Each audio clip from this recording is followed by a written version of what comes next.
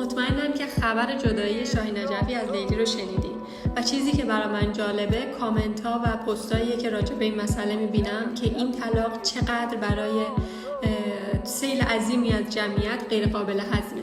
اما واقعیت اینه که چه ما بپذیریم چه نپذیریم، دوتا آدم هر چقدر هم که عاشق همدیگه باشن، هر چقدر هم که مثل شاهین نجفی